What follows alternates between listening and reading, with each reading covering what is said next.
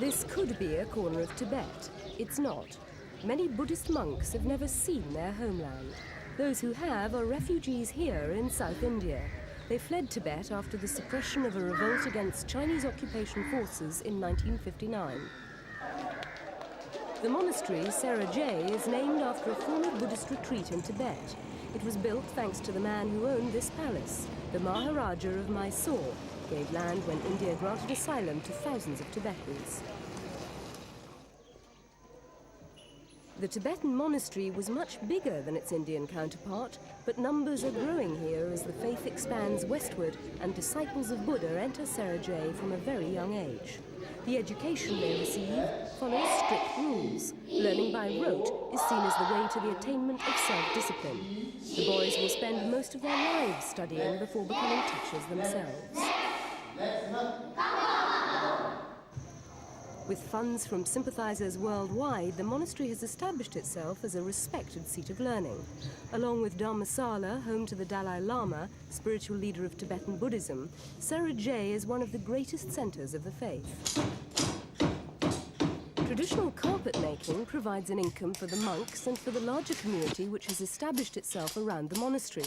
It too was built on untilled land donated by the Maharajah. Sera recently welcomed its latest recruit. Lama Osel is a Spanish-born 6-year-old. He's one of only 300 lamas in the whole world and perhaps the youngest. When he was 2, the Dalai Lama recognized him as the reincarnation of Lama Yeshe, a Tibetan-born scholar known for teaching Buddhist principles to Westerners. The boy knew he was Lama Yeshe's reincarnation. When asked how he knew, the answer was categorical. I know.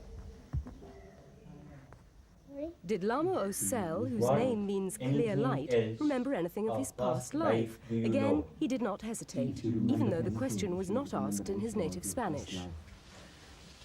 Yes. Can you say? When they're burning me. Lama Yeshe died at 49, a year before the boy's birth. He had witnessed the Chinese repression of Buddhists in Tibet and the destruction of the original Sera monastery.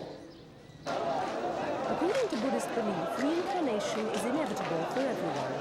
Lama Yeshe predicted he would be reborn as the son of a Spanish woman named Maria Torres. Only a few can influence the conditions of their subsequent life.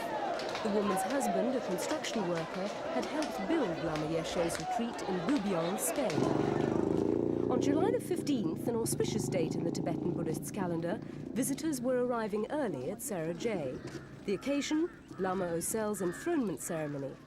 Buddhism does not exclude women. There are Buddhist nuns, but few of them have ever attained the rank of Lama. These welcoming signs are symbols of Buddha's intellectual and spiritual enlightenment.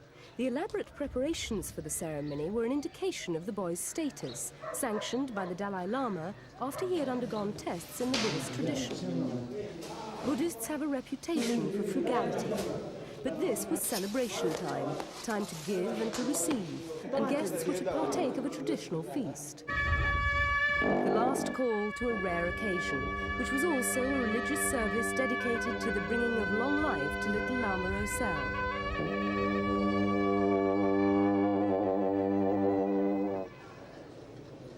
Light offerings made of clarified butter and the proceedings could now begin. If the prospective monk comes from a wealthy background, his family usually sponsors a ceremony on the day he officially enters the monastery. This is not the case here. The boy is the 5th of 7 children born to Maria and Paco Torres.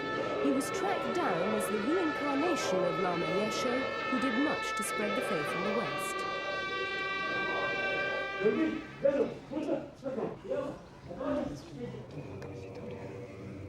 As part of the ritual, Lama Osel offered and received symbols of Buddha's mind, body and speech, while a youthful Dalai Lama looked down from a portrait.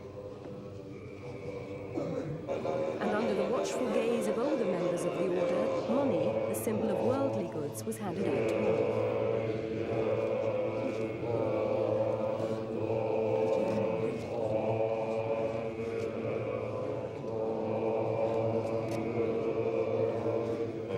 Lama Yeshe's long-standing disciple, Lama Rinpoche, was honored with traditional gifts.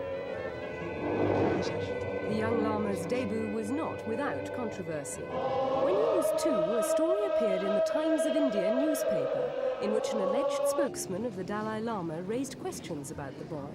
The same day, a statement from the Dalai Lama's office repudiated the article and denied the existence of the spokesman. The boy's attention only flickered once on receiving this toy. After more ceremonial scarves were handed out, the world's littlest Lama could give the signal for the meal to start. The ceremony over, the feast could begin.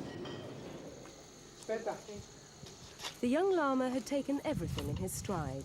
But what were his parents' thoughts on leaving their son behind, perhaps for a lifetime? In reality, I am not losing my son, you know. The only thing is I am separating from him. But this is not losing. I am happy. Ahead lay a life dedicated to study, then perhaps teaching, following the path mapped out by Lama Yeshe, the boy's former self. As a Westerner, he may help expand further the influence of Buddhism. In the meantime, he must steep himself in its age-long tradition at the beginning of the journey that will last a lifetime.